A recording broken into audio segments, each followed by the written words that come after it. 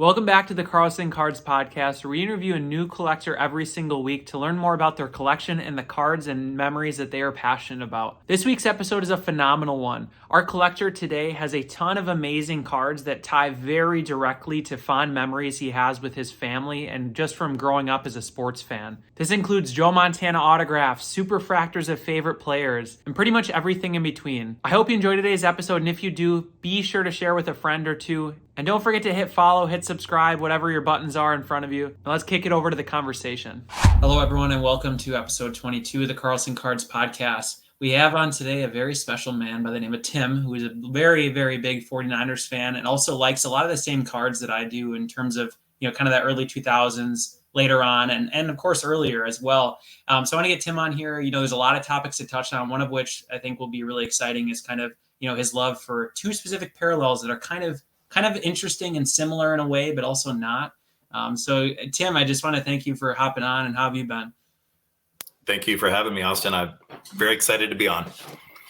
I know we were just talking a little bit about, where you're from. It sounds like Montana. Could you give us a spiel on what it's like to live out in Montana and be a card collector? What's that life like? Well, if anyone's considering moving here, it's just an absolute barren wasteland. You would hate it. It's 50,000 degrees below. It's awful. It's awful. If you're not considering moving here, it's just an absolutely beautiful state. I've lived here for my entire life. Where we live, you can, go 30 minutes any direction and have all the recreation you want. So there's that aspect of it.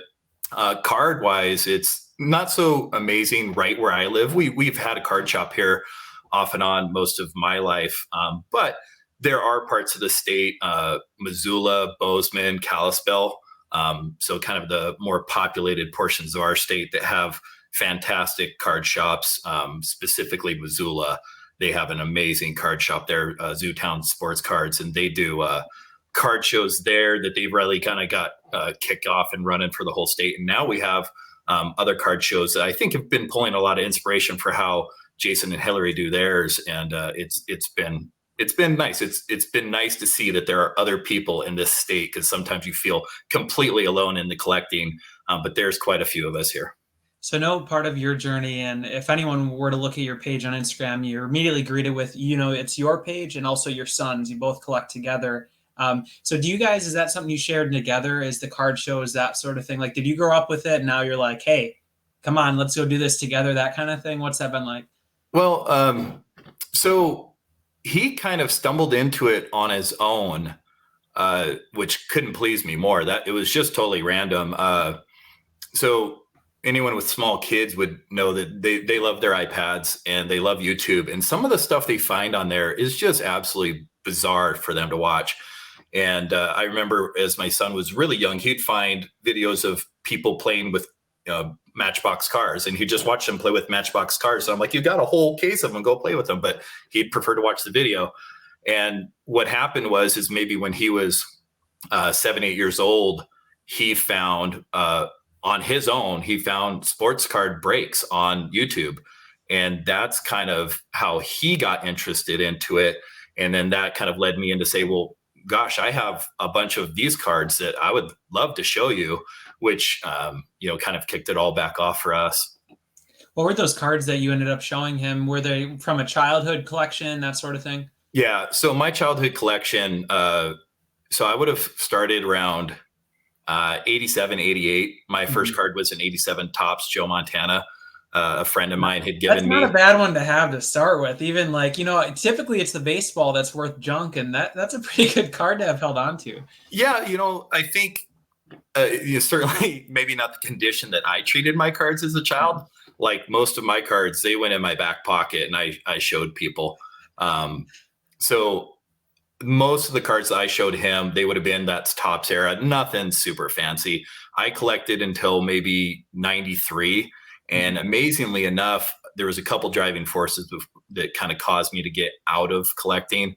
One of them, which is kind of an odd viewpoint now looking back, is when they started coming out with more than just Topps, like when there was Score and Flair and Upper Deck, I became overwhelmed having to find 4 base cards of Joe Montana. Like that just seemed too daunting for me. Like I liked it better when it was just one card to get a year, which is weird because we went to the card shop, weekly, but I don't know what I was doing there other than just looking at the same card over and over.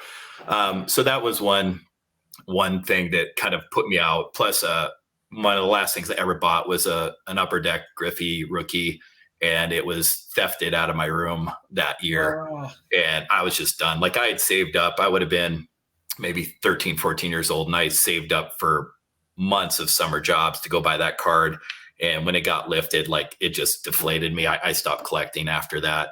So the cards that I would have shared with Sam would have been not super exciting. They would have been Topps cards for Montana, Rice, John Taylor, Brent Jones, Tom Rathman, Ricky Waters, and they would have stopped probably around 92, 93 when Upper Deck came out. That was kind of my last collecting.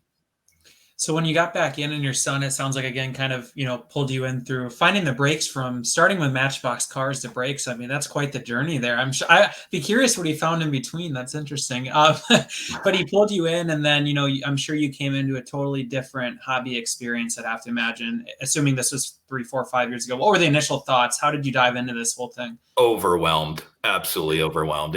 There's no other way to put it. We went to our card shop, and I remember looking up at the shelf, and I was going to try to find football cards, and I'm looking for brand names that I would recognize.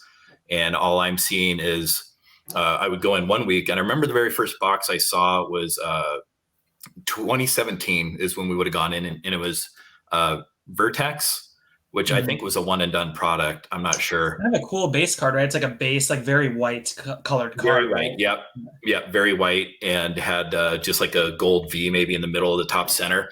And what drew my eye is that it had Joe Montana on the cover of the box, which I was totally confused why he would be on a box of 2017 cards. Like, is he in these? Which he is, and I didn't really understand. So I processed it. I didn't buy anything. And then we went home, and then we went back a week later, and they had like 2017 limited. And I'm like, well, what happened to that Joe Montana box? And they're like, well, that was what we were selling last week. Now we're selling this. I'm like, I was just totally blown away that they would have multiple products, so much so that they just peddle something new every week. So that was a lot to kind of take in. So how did you narrow in then and really, you make that maybe first purchase, or you kind of start to figure it out? How did you find and kind of narrow in on specifically what you, and separately maybe your son, how did he figure out what he wanted to narrow in on? Trial and error and lots and lots of spending. I won't sugarcoat it. Like, we didn't get into breaks right away. We watched them from the sideline, and that was kind of, honestly, that was a good way to see a lot of product and learn a lot of product, just because they're opening so much volume that not even just seeing the different products, just in one particular product, you can see so many different parallels and inserts and variations just in one product. So that's kind of nice being able to see it. I was a victim to the fact that they hype up, every card they pull. So then you get excited too. And so it took a while to work through that. But we broke cards and then opened up our own packs, which was even more fun. I mean, that will never change.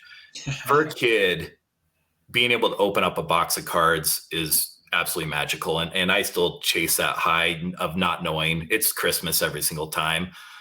When it got to the point where prices got so inflated that it just was blatant gambling, that's when we kind of bailed on that. But there was a good period of time there where we just opened up so many boxes that was another avenue to just see all the different things that we have. And we still have a lot of that volume, but you would start going through the different volume, and you'd see some of the things you liked about some of the products, some of the things you don't like about others. And that maybe is not the most efficient way, and certainly not the most cost-effective way of learning what you like.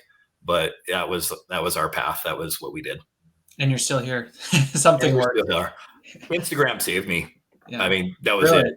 Oh, completely. Once we signed in to Instagram, that kind of took us away from the breaking community and put us in a different, I guess, avenue to learn about cards. Because up until that point, everything in our collection would have been 2017 to, I'm trying to remember joining Instagram, maybe 2019. Mm-hmm. So 2017, 2018, 2019 products. That's all we had in our house. And then once we joined Instagram, we started seeing, or at least I started seeing, some of the older stuff that people had, Topps Finest, Topps Chrome. I'd never heard of any of that. Like that, I was not collecting when that came out. And when I jumped back in, it was gone. So it was not for Instagram. I would not have maybe had the collection that or at least the direction I've gone today. That's interesting. So that never occurred to me. That totally makes sense, because you said like 93 you're exiting, 2017 you're coming back in. So really you have this like mystery zone there where you don't even know what was around at that point. Well, similarly for me, right, coming in, I didn't know either, right? I would have been 5, 6, 7, 8 years old around these early 2000s. So I'm sure that was a blast when you finally saw these sets and started to realize you liked them. And like, I'd imagine it's just like Christmas morning. You don't even know what's out there. Did you have that mindset a little bit, or found yourself thinking that? Yeah. And still, still. So we've been back collecting for 6 years. I think about it all day. I mean, I do. And there's still so many things that I know I haven't discovered yet. And still waiting to discover. And in some aspects, I try to limit myself a little bit, just because I know me. I don't want to go too many different directions, too hardcore into it. So, but I have found enough different avenues to certainly occupy my time. Awesome. So I'll share a screen, share my screen here quick. This is a photo of a card that you gave me. One of the topics that I know I want to touch on, there's a few different ones. One of them was your interest in, let's say, like the early mid 2000s that I've found myself really liking. And then I also noticed you collect quite a bit of the more modern stuff that probably is even more so than I collect. So I'd love to hear maybe from your perspective what you love about each era. Again, maybe that like 2000 to 2010 and then 2010 to current day, something in there, wherever you want to distinguish it. What are some of the differences you found, and what have you found in each era that you really have gravitated towards and enjoyed collecting? Well, let's say for the 2000s, certainly I've been gravitating, towards the shiny stuff, and still to modern stuff to an extent. The difference would be modern stuff. I do enjoy modern autos and relic cards, maybe more so than relic cards from the 2000s. That's just a personal preference. So that would be how I kind of maybe treat the two eras. Is I focus more on shiny on older stuff, and then more of a mix on modern. First and foremost, though, for me to want to have a card, there are so many cards that I love, particularly in Finest, and not just in 2005. There's a lot of great years of Finest.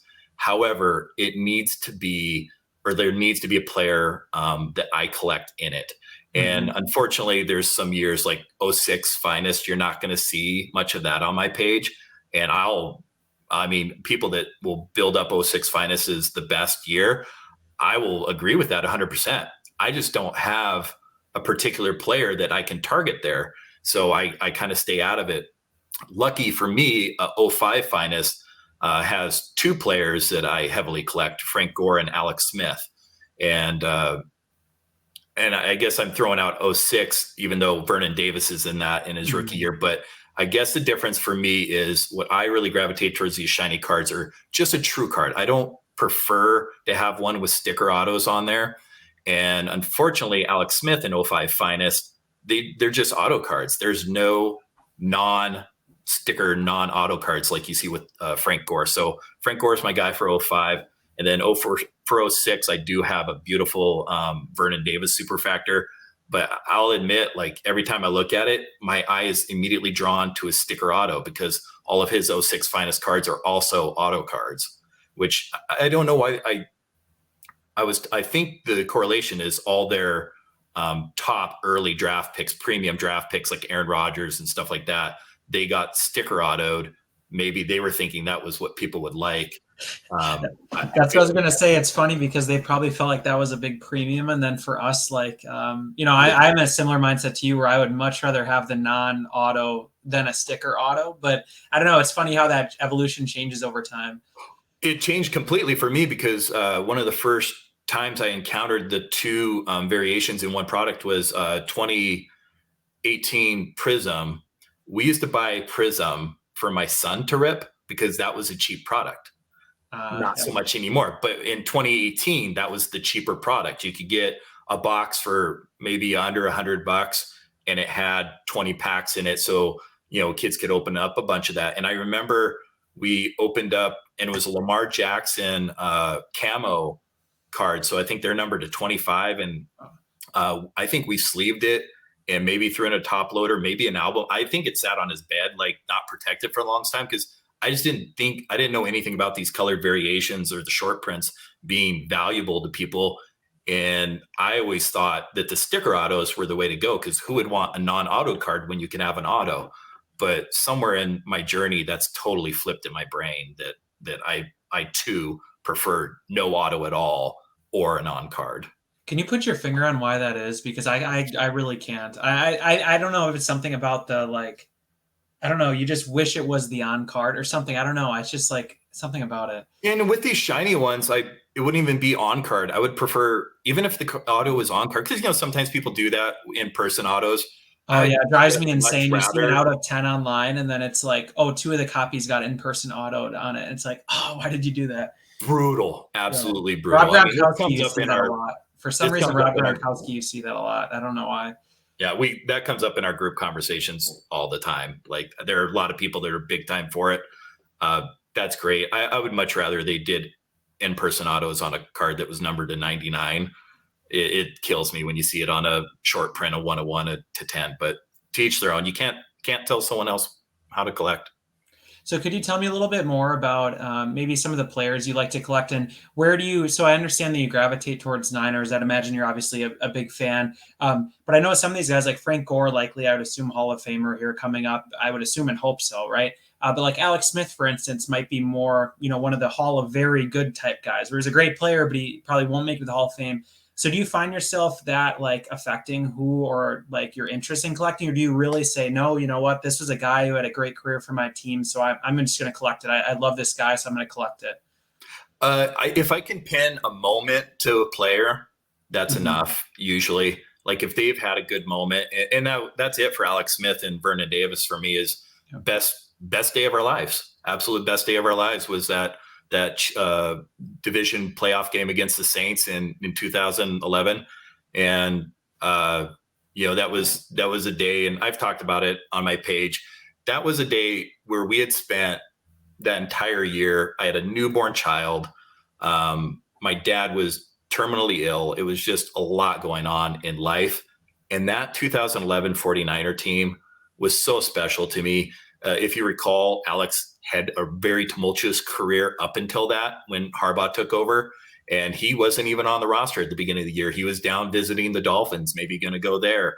And when they brought him back and you just saw kind of how he really could perform that year, it was just a joy to watch the Niners again. And it had not been that way for a long time. So it was a good escape for me on Sundays to put on their games and be able to watch them actually win games, which was rare in the 2000s. It just didn't happen. So we had, good 15 years of losing. It was nice to see them winning again, and culminating in that amazing game against the Saints, where I got to go with my wife, my 6-month-old son strapped to my chest, my mom and my dad, and watch that amazing back and forth game between Breeze and the Saints and Smith and the Niners. Is there a moment from the game that stands out to you the most? There was several. The first one, we were in the south end zone, so that was right above Dante Whitner, just absolutely KOing Pierre Thomas, I believe. That would have been their running back, right? He's a good receiver. I remember. It was clean, but it was a hard hit. Like Thomas, I think, had caught a pass and had turned upfield towards the goal line. It was on the 3-4 yard line, and he just got rocked. And I mean, you could feel it up into the stands, and he got knocked out of the game, and he was a good player for them. So that obviously affected their game plan. They still had Darren Sproles, so they had a good running back. I remember that hit very vividly. But that south end zone also got to see what we thought was the game-winning touchdown run by Alex Smith. He did a bootleg behind Joe Staley and kind of ripped around, and that was an amazing play, and we thought that was a game winner. There was only maybe 2 minutes left, and then 2 plays or 3 plays later, Drew Brees is throwing a long touchdown pass to it might have been Sproles, it might have been Jimmy Graham. They both had long touchdown passes, so it was just back and forth. And then all the way back into our end zone again was what is known as the catch 3 or the grab, but that was Vernon Davis's game-winning catch there too. And I mean, that place was absolutely electric. It was so amazing. It's amazing. I love the tying the events to it too. And such a, like you said, such an important time in your life. That's amazing. Yeah. And the win too. I mean, you go home with the win. Oh yeah. And when we got there, I'm not a jersey guy. Mm-hmm. I had bought, I was there with my son, so I bought us matching jerseys, and he was so little. I mean, all we could find was maybe like a youth 3, whatever. So he was just wearing it like a dress, but we picked out ahead of it. We picked out Vernon Davis jerseys. Like, we didn't know, we want to do Gore. Do we want to do Willis? Do we want to do Alex? I'm like, I'm feeling Vernon Davis. And he just had such a blow up game. And it was just funny because, I mean, we're wearing his jersey. We're not playing the game, but everywhere we're walking out, people are slapping us on the back. Oh man, great game. And like, yeah, it's just the jersey. I didn't do it, but yeah, it's amazing.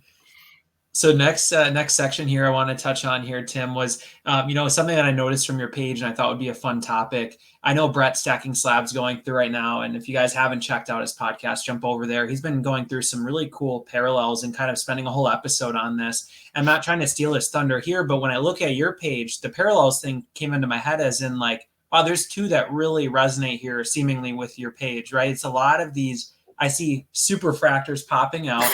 And then I also see some gold vinyls. And as I'm sitting here, right, I already knew kind of the legacy, the similarity in design. But if you see visually here on YouTube, man, I mean, these look very, very similar and they look freaking awesome. So I'd love if you could just touch on, maybe start with the Superfractor here, maybe some of the cards, and anything you want to touch on in regards to legacy, how you found the parallel, what the parallel means to you, that sort of thing. I'd love to hear what your thoughts here. Sure. So I don't feel strongly one way or the other.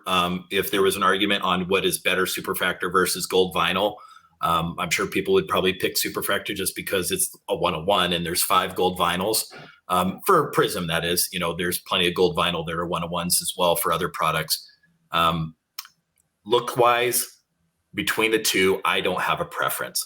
I do have a preference from product to product in terms of how they use that Superfractor or gold vinyl look. So I would say Finest is my favorite, just because when you look at them, it's everywhere. Like, it's gold everywhere. And in particular, I would say what drew me to these cards in the first place is, first and foremost, I am a big team color match. And you will not see many, if any, blue 49er cards in my collection. And conversely, if I'm collecting Colts, you don't see red Colts cards in my collection. I have sapphire Colts cards when it comes to flawless or other Prism parallels. Like, I like team color match. So there's no better than team color match if you're going to get into the Niners than get into a gold vinyl or Superfractor. So that's my big draw into it. And I could probably say, honestly, if it wasn't a team color match, I probably wouldn't go so hard after these cards. But what's crazy is that never occurred to me, but now I fully understand why these look so cool with the Niners jerseys. I get it now. I mean, the pants are like identical colors. It seems like to me, especially in the helmet for sure. That's amazing. Yeah. And it's not just them. I mean, there are plenty of other teams that look amazing with Superfractor. Saints are way up there. Yeah. Saints, Drew Brees Superfractors, like, that's on a save search for me, or gold vinyls. Like, I would like to get a couple of those, but I would focus more on my PC players and then work in some of those other ones. But if the right one came up, like, I wouldn't be able to pass it by. And Packers to an extent too, just anything that has a little bit of gold in their uniform, then I'm going to gravitate towards the gold vinyl for them. Makes sense. Any really favorite ones here that you want to touch on that we can see in front of us, just for people on the podcast, they can enjoy visually imagining what we're looking at? If there's any. Sure. So I didn't send you backs of them, but I have the Vernon Davis in front of me. The Vernon Davis 2012 Finest, right on the back. What it talks about. So the front of it's amazing. I mean, tons of gold vinyl. I guess if I'm looking at it next to the Willis, I do prefer the Willis look. That gold's a little bit maybe duller. And I just like the design of that card maybe a little bit more. But the 2012 Finest, not just for Vernon, but also for Alex Smith, it describes that play, the grab, the catch 3 on the back of it. So I'll just read it. It just says, Davis calls it The Grab, a sequel to The Catch by Dwight Clark in the 1981 NFC Championship.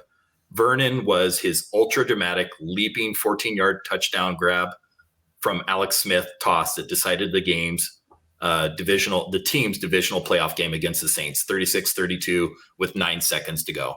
Wow. So it talks about that specific play that is so important to me in my collecting journey. So that card is always going to be like, that's the card for me, Vernon's 2012 Superfractor. That's so awesome. A quick question for you too. I'm going to jump over. I know we have some more Prism here. When you search and save searches for these, let's again say someone's listening and nobody's going to steal your 49ers. I'm putting it out there now. Nobody better do it. But if there's another team that, again, someone's a team collector and they want to start maybe getting into these, any recommendations in terms of like a save search? Like I found issues where sometimes I'll get into a parallel and then I just get bombarded with stuff that doesn't match what I'm looking for. Have you had any tips with that for these? Yeah, absolutely. So, we've talked about this on DMs before, and because you've asked this question on your podcast and filters. So this is another thing that I wouldn't know going in, but I heard someone talk about.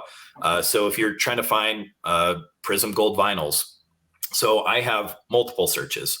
I'll have a search. We'll say, for example, Jimmy Garoppolo Gold Vinyl to 5. So something pretty specific. But you're also trying to pick up, what if someone misspells Garoppolo in there and you don't want to miss it? So I'll have a search that says Prism Gold Vinyl to 5. Mm-hmm. And then, but you don't want to be picking up some of the other slop that comes along with it. So you'll just throw a little minus sign in there. And I don't know, some of the things I'll pull out of it will be like Mosaic. So it'll be Prism Gold Vinyl to 5 minus Mosaic minus, nothing's coming to mind, but some of these other products that aren't the gold vinyls that I am looking for. I am looking for a Prism Gold Vinyl. I don't want Prism Mosaic. I don't want Select Prism. There's no gold vinyl in Select. So maybe it would be minus Mosaic, minus Select, some of those things. And then that kind of filters out some of the slop that you would get in there that you don't necessarily want. I've noticed too. So again, you reached out and I appreciate that. I remember now that was you, now that you said that, because I talked about this in the podcast and somebody reached out and that was you. So was something I learned with it too, the minus, again, it eliminates search results that have that in the title. But I've learned that too, like if you're, let's say I'm looking for finest and like there's nothing after 2015 for football. So I also, sometimes I've thrown in like a minus 2023 because you'll get bombarded with whatever the new release is. And it seems like that kind of helps too. Sure. Oh, and then for newer products, when a new product releases, throw in minus breaks, minus any other word for buying into a break, like because they'll have those. When products first release, you'll have all sorts of people listing their box breaks on eBay, and pick your team maybe would be one, or if you can get those out of there, that would help filter out your search pretty well. That makes sense. So next slide here too, I have actually, interestingly, these are some gold vinyls that you shared that seem to come from obviously different sets, but a few of them actually have autos on here. So could you touch on some of these cards, maybe your interest in, I guess legacy wise too? I didn't realize how many sets these gold vinyls are actually in. So what are the two sets we have in front of us? And again, Contenders Optic is one of them. And I do enjoy Contenders Optic. You won't find gold vinyl in Contenders, but you do find it in Contenders Optic. It's a 101 in Contenders Optic.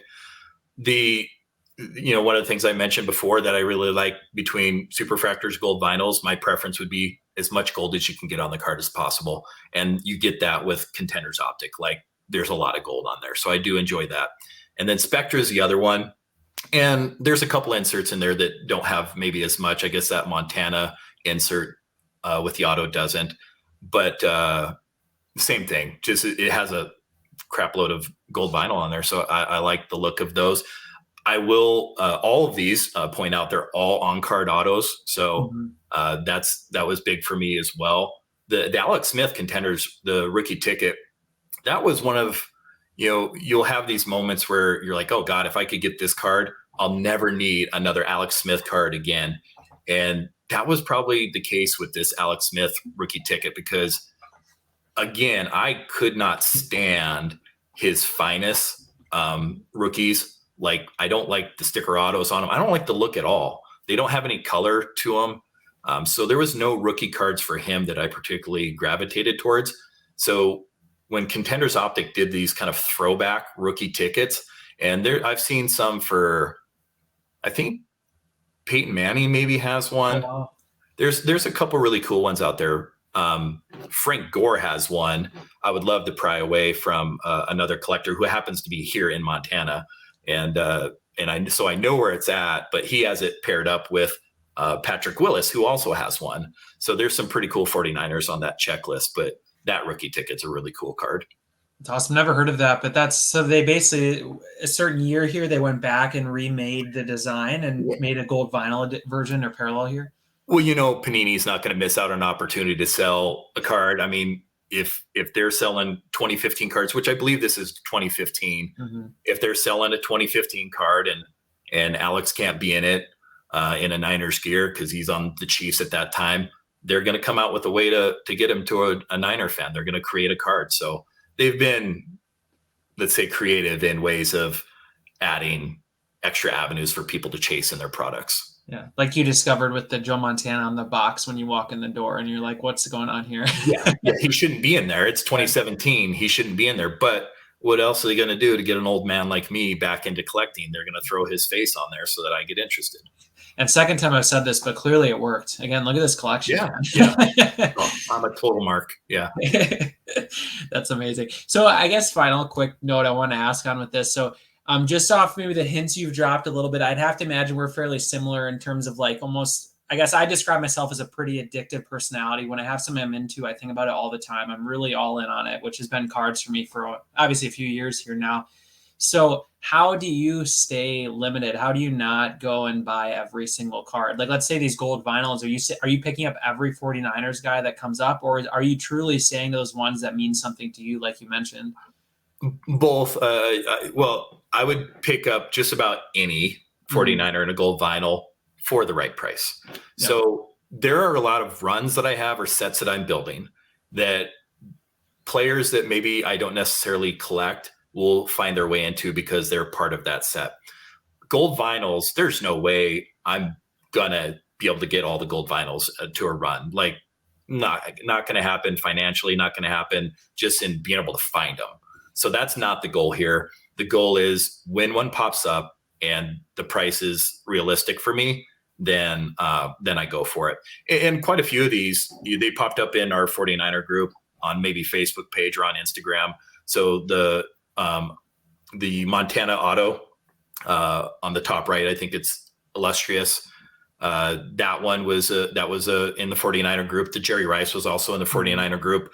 I might have been able to get part of those on trade and cash too, which is always kind of a benefit to being in a group, is that you can find ways of getting into cards without being completely out of pocket on them. So yeah, I would say for the most part, I try to stick to players. You're not going to see Michael Crabtree gold vinyl in my collection. Not a player I particularly cared for. So there's a few. Awesome. Appreciate that. So next we'll shift over. You gave me, so I guess start moving towards the Mount Rushmore here. So you gave me two cards that are an honorable mention, I think kind of tie into your son a little bit here. Love if you could tell me a little bit more about the two we have shown here. Yeah. So I was thrilled that he included the Topps Finest Ray. I did mention that we are big team color match, and that did not stop when we got into Star Wars cards. So I have an album that I'm putting together, and first off, Topps Finest, I love it. And I started going back towards, I started gravitating towards these Star Wars Topps Finest. There was a point where Panini had just pissed me off too much to want their cards. Like there was a redemption problem, and they kept sending the wrong card, and I was just fed up, and I just didn't want to put money towards them anymore. So I'm like, well, what are we going to collect? So I'm not going to quit collecting. So we started going back. That was another reason why we started going back into Topps Finest.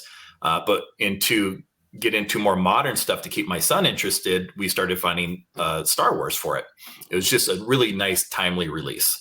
And I really I have some red to 5.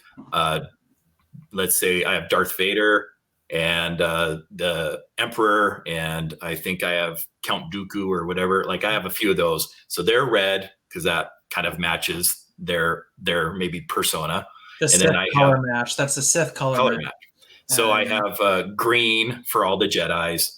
And then Sam had the idea. He's like, we should find a Rey in orange because at the end of the series, she has kind of her amber or orange blade. Mm-hmm. And so that was his idea. And he brought it up. And then one popped up on eBay maybe like a month before his birthday. So they're numbered to 25. But what this card symbolizes to me is color match more than anything.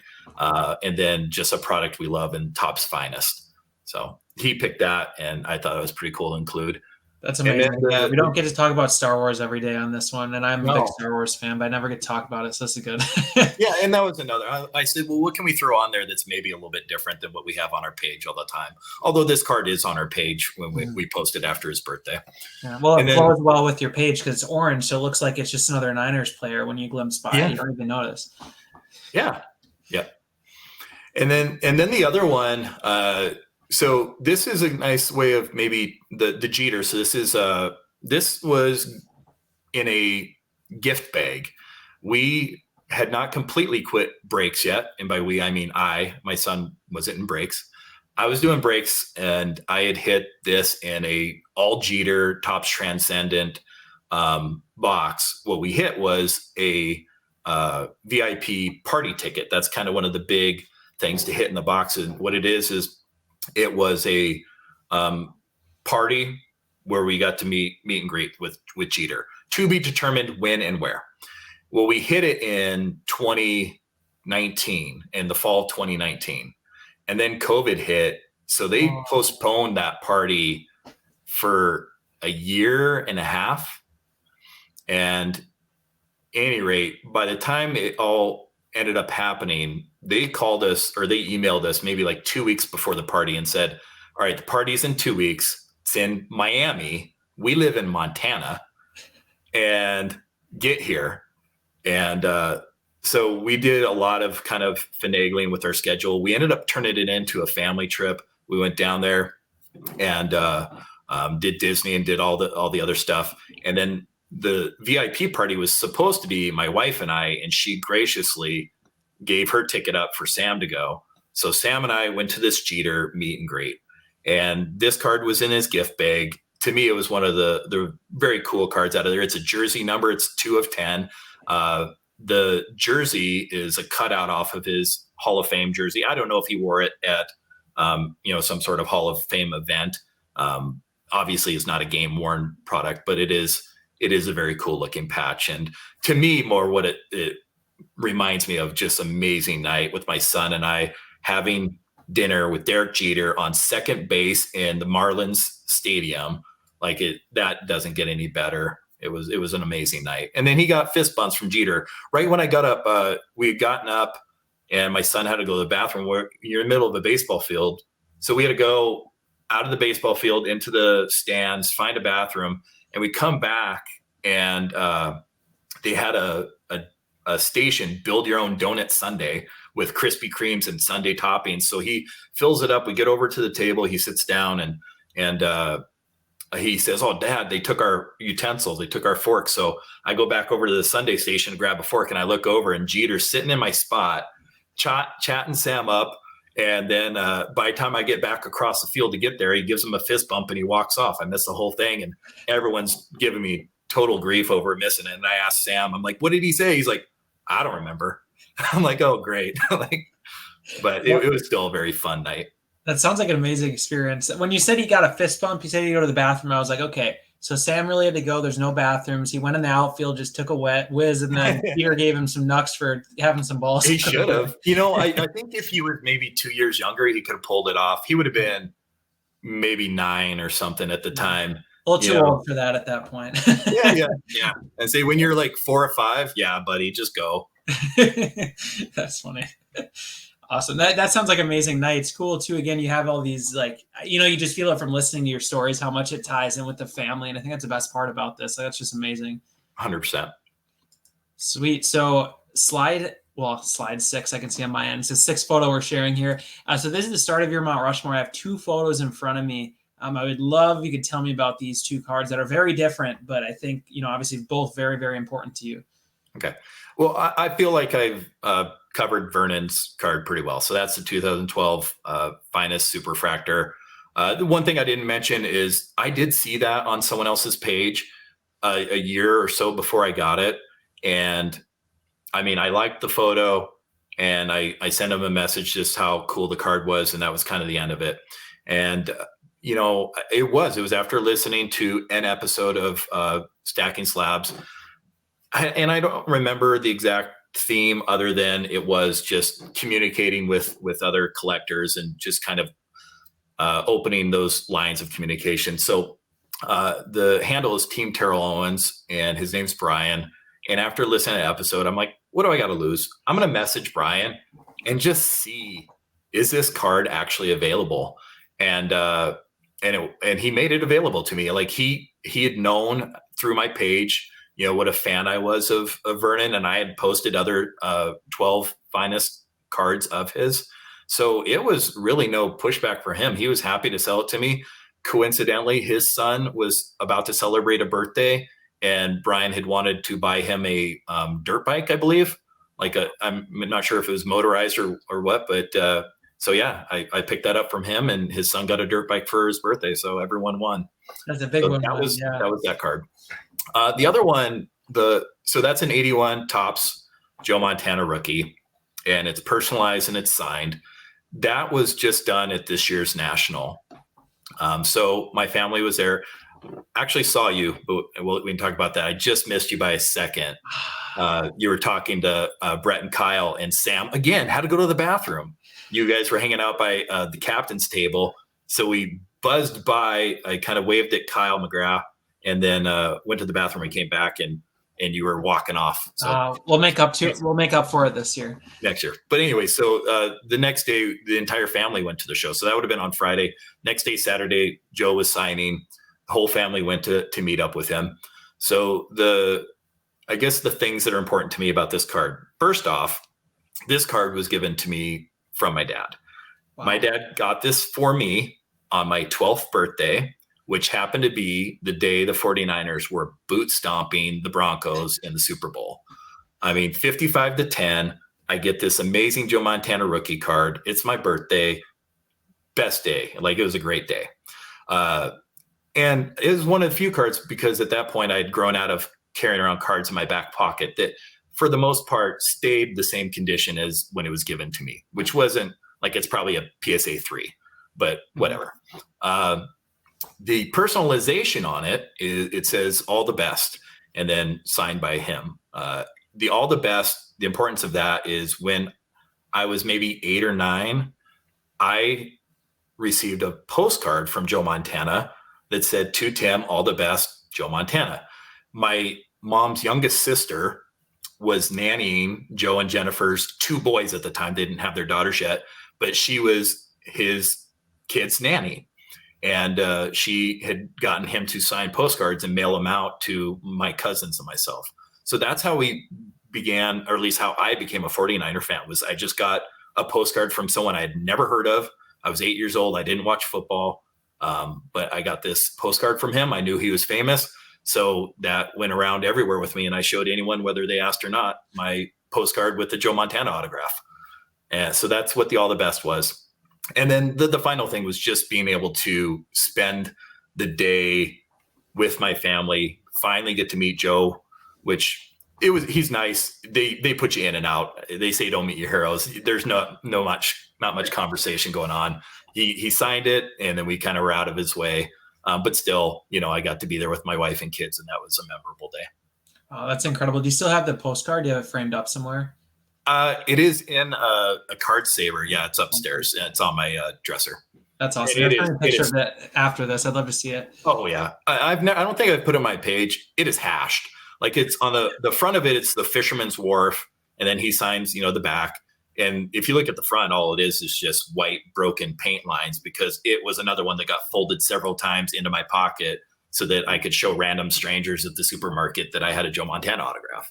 So that's awesome. That's super amazing. And I think it's just really cool too, how like, you see these on-card autos of rookie cards of these Hall of Famers. And like a lot of the time the story ends there. Like I met him at the National, but like to have it tied not only to something that happened as a kid, but also again, the gift from your dad. Like that's just, like you said, the triple whammy here. That's just amazing. Yeah. All right. So last 2 cards here in your Mount Rushmore, again, very unique from what we've seen so far, but I'd love to hear more about these 2. Yeah. So I'll start with the card on the left, Alex Smith. So obviously I mentioned getting an Alex Smith card that was so amazing I would never need to get another one again. But then this 2006 National Treasures card entered my life, and I was first came across this brand. I mean, everyone knows what NT is, but I guess I didn't realize the legacy went back as far as it did. And I had seen a logo patch of Alex Smith, which are numbered to 10, I believe, in somebody's story sale. And I was able to pick it up, and it's a Reebok logo, and it has the same foil. I'll call it platinum foil as modern 101s. So the foil is beautiful. The use of it's really beautiful on there. They have a really nice design, but it doesn't overwhelm the card. And then I just think it offsets kind of the tan brown background of the cards really nicely. So I love that look. And I was perfectly happy with the logo card I got. And then this popped up on a page. I think his name it's Real Chuck Master. He's a Bart Star collector.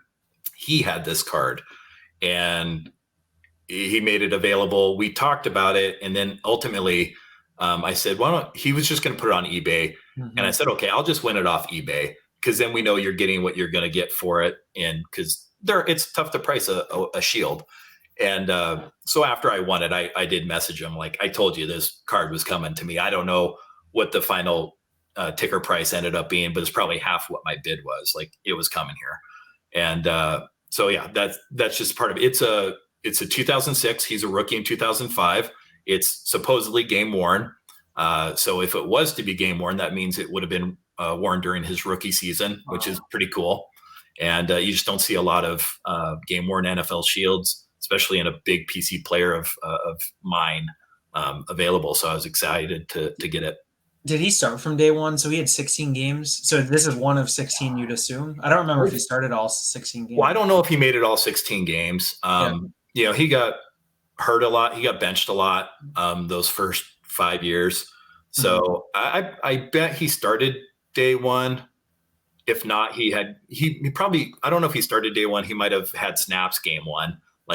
They worked him in. It was not the best setup for a rookie to succeed those first, or not even a rookie, just any player to succeed. He had a terrible coaching situation for a good 5 years of his career. And now you seemingly have the best team in the league to come into as a rookie.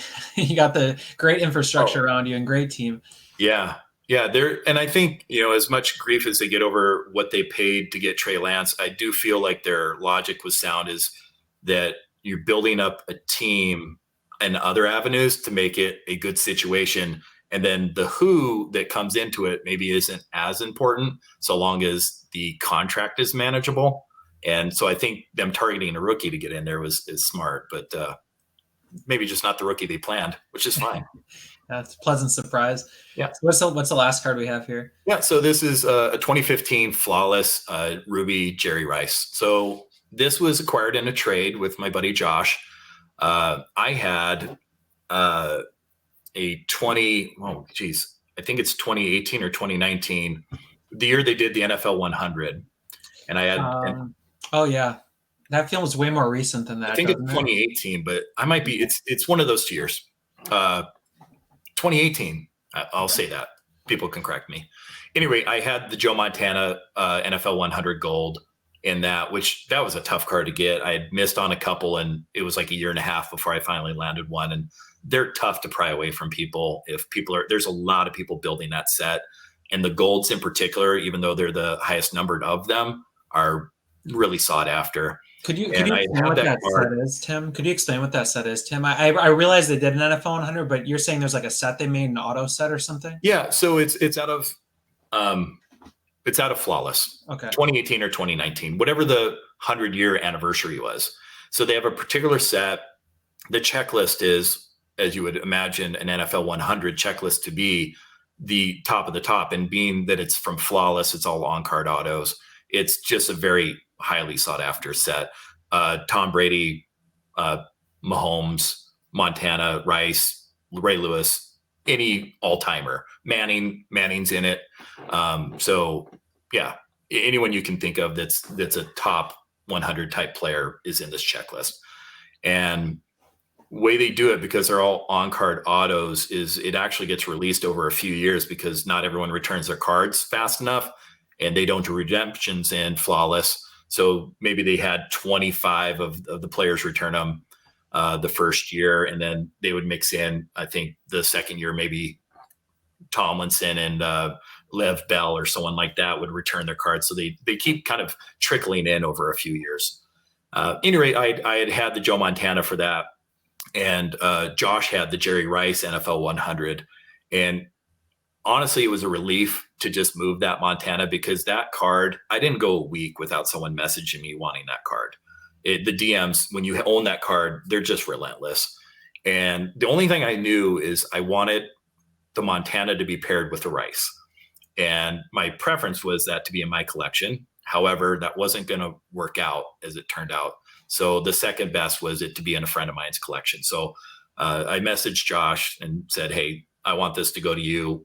And what can we do? And it revolved around this Jerry Rice Ruby, which, after talking about the NFL 100s, I'll focus on this 2015 Flawless set. So 2014 was the first year of Flawless. There are some dual patch horizontals out of 2014 that are also highly sought after. Game used patches with on-card autos. In 2015, there's also a dual. They went into a vertical stripe, and they're pretty cool too. They're pretty expensive and they're tough to get. The single patch that I own is I prefer the 2015 to the 2014. It's got kind of a rounded edge design to it, so it's got a little bit of a softer flow to the patch. But they're all game used patches in them. Again, they're all on card autos. They left a nice little space between the patch and the player for them to auto. So you get to see everything. You get to see the player's pose. You get to see a nice clean auto and then a nice bulky patch. Again, team color match. For me, if it's Niners, it's got to be gold or it's got to be ruby. And this is a ruby, so it doesn't get much better. The only thing, if there was a little bit more two color to the patch, that would have been just kind of the best of both worlds. But you can't be picky with Niners patches. We do not have much color to our patches. It's white or it's red, or maybe if you're lucky, you get a little both, and that's it. Yeah, you're not the Baltimore Ravens. I've seen some of those.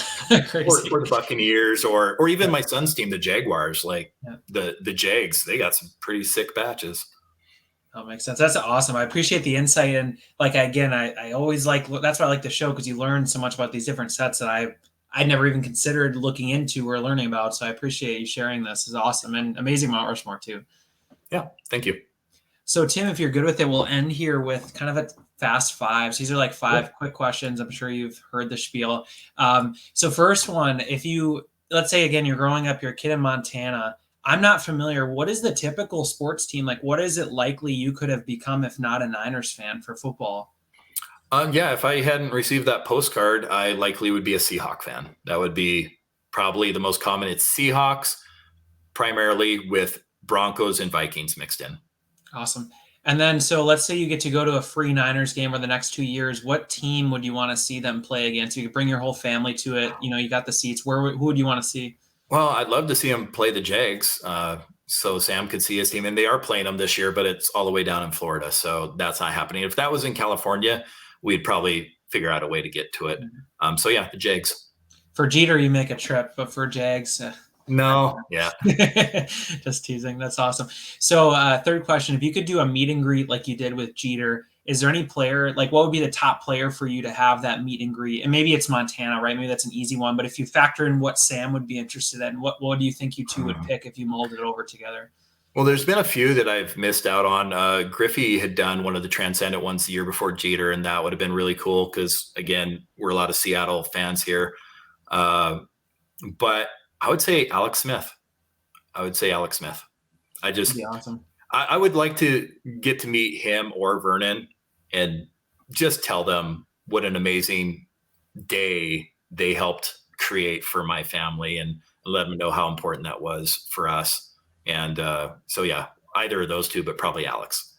That'd be amazing. One cool thing about Alex that I think of too, it's like really sweet that we got to see him. So he had that injury with the Redskins, right? And then he came back. I'm sure you think about this too, but I'm so glad we got to see some closure on his career. Like that's such a nice way to go for him. Oh, absolutely. You don't want to see any player end like he probably should have. Yeah. Like the fact that he ever saw a football field again is completely amazing. And but yeah, I would say that with any player, like Nick Chubb right now. I hope Nick Chubb hits the field again. Like I can appreciate greatness, and you never want to see them go out with just a horrific injury. Yeah, definitely. So fourth question, do you have in your opinion, what is in your opinion the most underrated 49ers player that you got to watch play? Is there any that come to mind that maybe today we don't hear or remember very fondly, but in reality they were, maybe it's a memory for you or something, just someone that comes to mind as being pretty underrated? Well, I think Vernon's highly underrated. That dude is an athletic beast. I mean, he was a top 5 pick, I believe, he was an early pick. And he was another one that was just maybe victim of not the best coaching for a few years. And then you saw him really kind of break out once he got his head on straight. So he's one. There's a couple other favorites. Brandon Lloyd. I mean, he wasn't, people maybe don't even think about him on the Niners. I mean, he had 2 stints with us. That dude was a highlight reel. Like he made some just absolutely amazing catches. He finally had a breakout. I don't remember all the teams he's on. He might have been on Washington as well. But I think the Rams was the main one. The Rams was the main one. The Rams, yeah. Maybe that's what I'm thinking. But I was thinking his big breakout year was finally with Denver, and it was like maybe his 3rd team in year 4, whatever it was. Like he had a really big season with them, and everyone's like, "Where did this guy come from?" I'm like, he's been amazing. They didn't have big passing attacks for San Francisco for quite a few years. Really, I guess still don't. They're a run first team. So I'm going to ask you this one, and I don't want to jinx anything, but what are your predictions for the Niners this year? Are they as good as they seem to be? Yeah, every team has the potential to be that. A Super Bowl win would be amazing for anybody, for any fan. And we've been so close, and I don't hold that against them. Any successful year, I think a big part of that is health.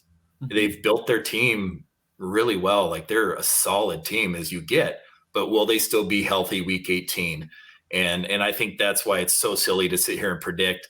Like last week, Tua was going to be the MVP, and now Christian McCaffrey is going to be the league MVP, and that would be great. But we've played 4 games. Like there's a long way to go. So they're as good as team as you'll find.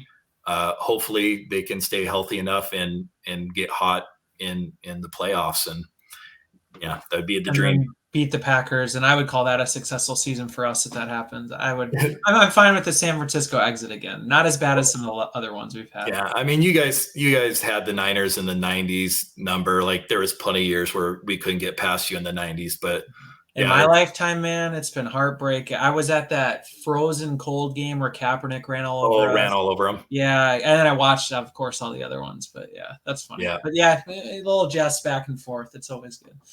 Yeah. Awesome, Tim. I just appreciate it so much for joining. That was a ton of fun and super insightful, and a ton of unique cards that I've never seen. So I really appreciate you hopping on here. No, thank you for having me. I'm obviously very passionate about this and love talking to people about it. So thanks for that opportunity. Anytime. And so where can people find you if they want to get a hold of you or just want to say, hey, great episode, Tim? Just IG, Timmer Cards. You DM me on there, and I love to talk cards. So just slide in. That'd be the best place. Sounds good. Awesome. Well, thanks again, Tim. Have a good rest of your week. Thanks.